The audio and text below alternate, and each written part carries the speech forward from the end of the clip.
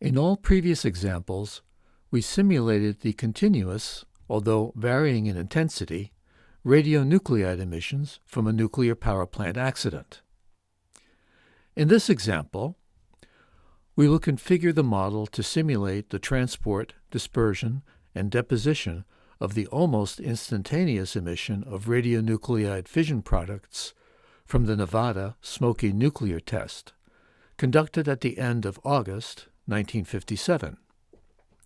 3 post-processing programs will be used in sequence to convert the unit source high-split calculations to dose.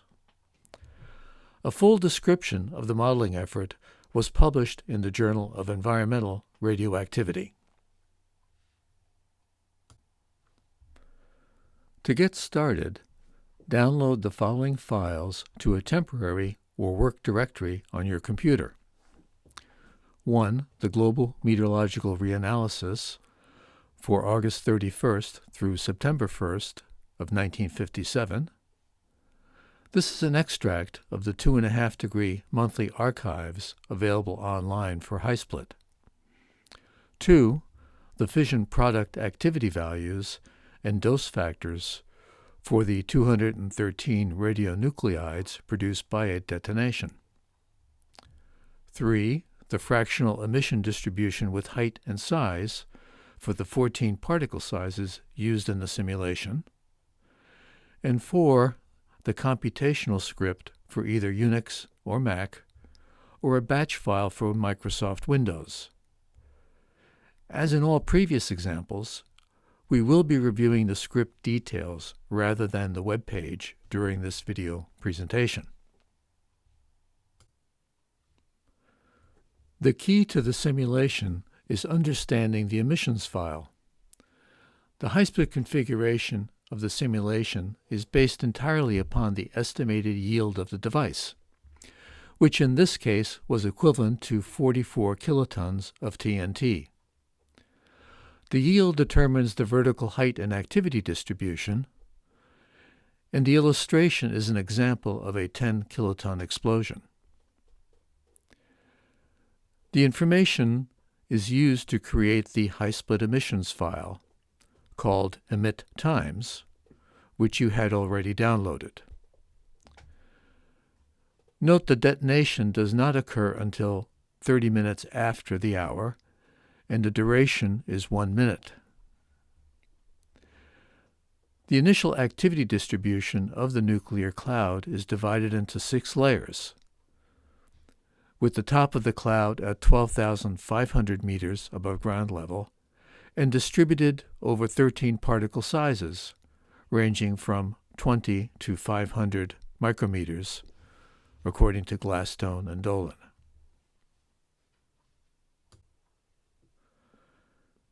The emit times file contains 7 record groups by height,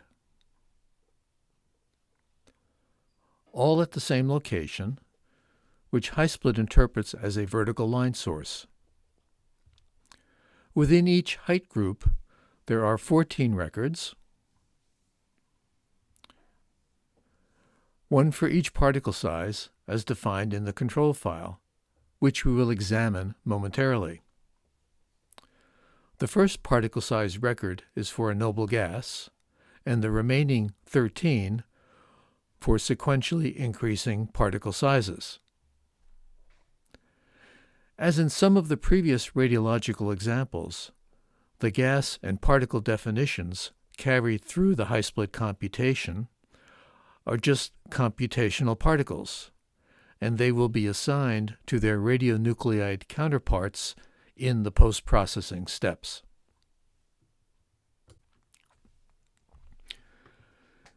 As in many of the previous radiological simulations, the emission rate should be a unit value. In this case, the noble gas value should be 1 when summed over all release heights, and the sum of the particle emission rates should also be 1, but this time over all particle sizes and heights. Note that the emission rates defined in any emit times file are per hour, and therefore the totals should add add up to 60 for gases and 60 for all the particles, as shown in the spreadsheet computation after importing the emit times file. Because the emission duration is defined as 1 minute, the result will be a total emission of 1 for each. This can be confirmed later by examining the total mass in the message file at the end of the simulation. The mass starts out with a value of 1.998, just under 2, as some of the particles have already deposited within the first minute. The control file will be created within the script. In configuring the control file, although the actual starting locations and heights will be read from the emit times file, there needs to be one starting height record for each starting height in the control file. Also ensure that the emissions are set to 0 for all the particle sizes, to avoid using the wrong emission rate in case there are errors in defining the emit times file. And set the emission time to 1 minute, a fraction when expressed in the required input units of hours.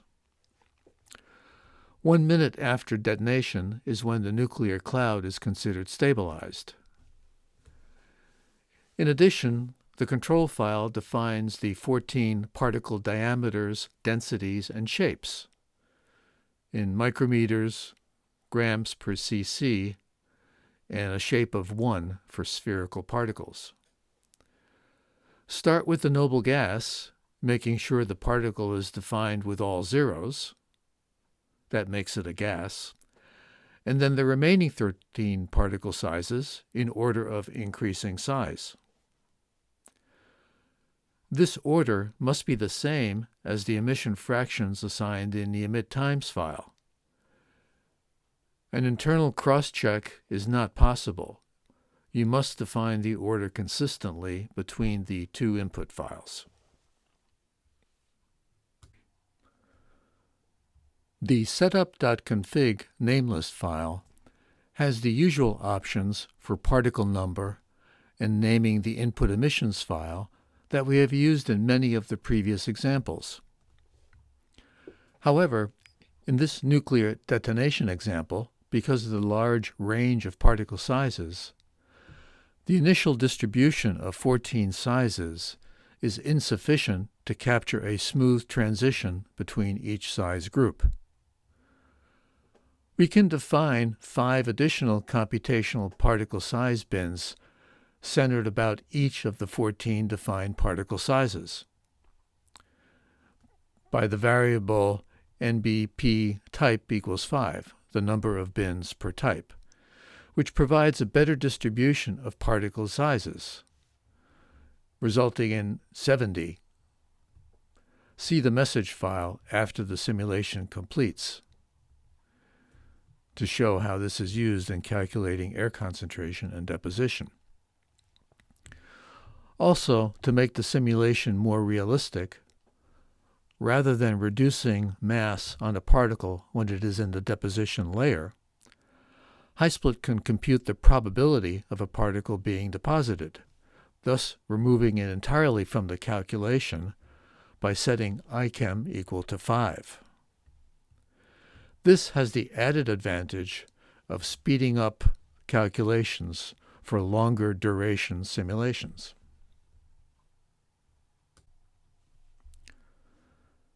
With the 3 input files you downloaded and the appropriate script, go ahead and execute the model script, which will create the control and setup files and run HiSplit.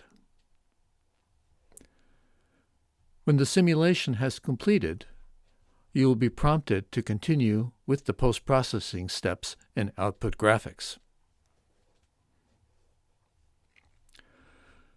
3 different graphics have been created, 2 of which will be discussed with respect to the post-processing steps. But first we should examine the simulation message file. The simulation duration was 24 hours, with the detonation 30 minutes after the start. You can also see how the mass from the 14 particle sizes was redistributed into 70 bins. Once the simulation has started, over 180,000 particles have been released at the 30-minute mark, and the total simulation mass is 1.998, consistent with the emissions input file. At the end of the simulation, the total mass has dropped to 1.15. And finally, as a qualitative check on the simulation, we can display the particle positions every 3 hours of the 24-hour simulation by viewing the parxplot.html file. The sequence of particle positions clearly illustrates how the cloud evolves over time.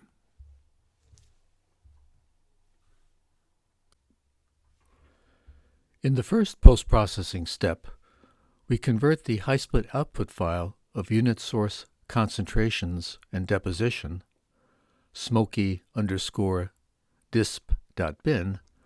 for a noble gas and 13 different particle sizes into dose, Smoky _dose.bin. The conversion uses the same program, con2rem, that was used previously for nuclear power plant accidents, to assign each radionuclide in the activity _smoky.txt file to one of the two computational species, either a gas or a particle. Fractionation is not considered, and therefore all particle radionuclides are assigned in the same proportion to all particle sizes. The command line arguments of con2rem are used to customize the resulting dose conversion for the specific detonation details. Besides the obvious input and output file names, D1 defines the output units as dose rather than dose rate. E1 includes an inhalation component to the dose, and Y44 defines the yield multiplier in kilotons. And F1 and P1, in combination, select the appropriate emissions column in the activity file. In this case, the first column for high-energy uranium-235 fission products. The activity file will be looked at in more detail in the next section. The critical element to the conversion to dose is the activity file. The file contains 213 radionuclides present in the nuclear cloud after stabilization, assumed to be about 1 minute after detonation. The file only needs to be created once to compute the radionuclide yield for various fission reactions, such as uranium-235, plutonium-239, for both high-energy and thermal fissions. The file contains the half-life of each, the activity for a 1 kiloton detonation in becquerels, and the dose conversion factors. The activity is based upon the yield per 100 fissions as taken from Englund and Reiter, 1993, which has also been digitally tabulated. The nuclide inventories were adjusted using the rate of 1.45 times 10 to the 23rd fissions per kiloton. The result from con2rem for each radionuclide is the decay-adjusted activity multiplied by the detonation yield multiplied by the appropriate dose conversion factors.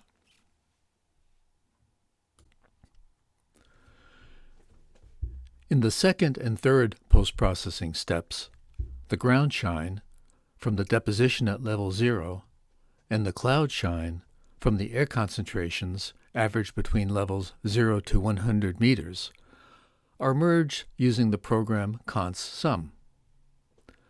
The dose values from Smoky_dose.bin are added together for all particle sizes, the computational species for each time, into a combined total dose output called Smoky_sums.bin. Again, besides the obvious command line arguments of input and output file names, all that is required is the L or level option. Otherwise, only the pollutants, that is, the different particle sizes, are added together, leaving the ground and air doses as independent records within the file. The P-dose option labels the pollutant field identification as dose. In the third and last post-processing step, using conAVG-PD, con-averaging period, the hourly dose values are accumulated over all time periods to obtain a total dose and written to the file smoky_accd.bin, accumulated.bin, as a single output time. The R1 command line argument sums the values rather than computes an average. In a previous application of this program, we used the A and B options to select an averaging or integration time. When these arguments are missing, all times in the file are processed. The result is the accumulated dose map produced using constplot at the end of the simulation 24 hours after detonation. Many of the constplot options are the same as discussed in previous examples. Note the maximum dose near the detonation site. It is around 4200 rem, well above the recommended 1 rem annual dose for non-radiation workers. For these types of events, besides the accumulated dose, there may be some interest in determining the dose rate after 24 hours, or even longer periods to determine if it might be safe to return to an affected area. In this case, we would only care about the ground shine dose, because the air dose contribution would have been dispersed and transported downwind. The existing high-split output file, smoky_disp.bin, can be converted to dose rate in 3 steps. Most of the command line arguments are like previous examples and will not be discussed further. In con to rem, the D0 option results in a dose rate output, while the -X option is used to extend the decay time if desired. 0 is the default decay time, and it is identical to the output times of the high-split simulation. The only difference in the con-sum arguments is that we dropped the -L option, which added the doses from the deposition and air concentration levels together. In this case, we are only interested in the deposition or ground shine dose. The conAVG-PD program is not needed. The constplot program is used to display only the last time by selecting frame number 24 and only the ground shine level for which the bottom and top are both at 0. This results in a dose rate map with a maximum rate of 4.7 rem per hour.